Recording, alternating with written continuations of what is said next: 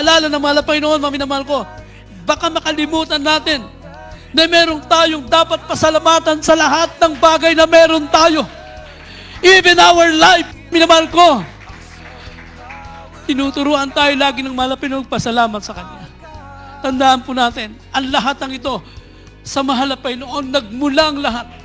Our God is greater. Ang Diyos ay dakila. Ang Diyos ay makapangyarihan, mga minamahal ko.